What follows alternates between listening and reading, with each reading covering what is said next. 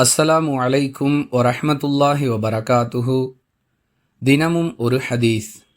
நாங்கள் ஹஜ் செய்வதற்காக மதீனாவிலிருந்து ரசூலுல்லாஹி ஸல்லல்லாஹு அலைஹி வஸல்லம் அவர்களுடன் புறப்பட்டு சென்றோம். சரிஃப் என்ற இடத்தில் எனக்கு மாதவிடாய் ஏற்பட்டுவிட்டது. நான் அழுது கொண்டிருந்தேன். அங்கு வந்த ரசூலுல்லாஹி ஸல்லல்லாஹு அலைஹி வஸல்லம் அவர்கள், ஏன் அழுகிறாய் என்று கேட்க, நான் ஹஜ் செய்ய முடியாது என்று கருதுகிறேன் என கூறினேன். உனக்கு மாதவிடாய் ஏற்பட்டு விட்டதா என்று அல்லாஹுடைய தூதர் அவர்கள் கேட்க, நான் ஆம் என்று பதில் கூறினேன். மாதவிடாய் என்பது ஆதமுடைய பெண்களுக்கு அல்லாஹ் ஏற்படுத்தியதாகும்.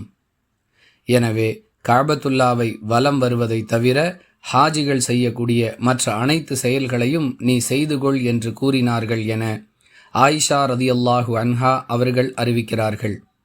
நூல் புகாரி, ஹதீஸ் எண் 305. அன்பிற்குரிய அல்லாஹுவின் நல்லடியார்களே, ஹஜ் பயணத்தின் பொழுது மாதவிடாய் ஏற்பட்டுவிட்டால் அதற்காக பெண்கள் கலங்கி நிற்கக்கூடிய நிலையை கேள்விப்படுகிறோம்.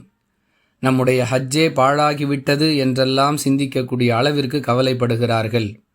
இது தேவையற்ற கவலை என்பதை இந்த ஹதீஸ் நமக்கு தெளிவாக உணர்த்துகிறது. நம்முடைய ஹஜ் பயணத்தின் பொழுது மாதவிடாய் ஏற்பட்டுவிட்டால் நாம் எவ்வாறு நடந்து கொள்ள வேண்டும் என்பதை அல்லாஹ் தன்னுடைய தூதர் ஸல்லல்லாஹு அலைஹி வஸல்லம் அவர்களின் மூலமாக நமக்கு கற்றுக் கொடுக்கிறான். அந்த பாடமாக இந்த ஹதீஸ் அமைந்திருக்கிறது.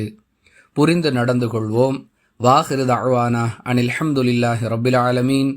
அஸ்ஸலாமு அலைக்கும் வரஹ்மத்துல்லாஹி வபரகாத்துஹு.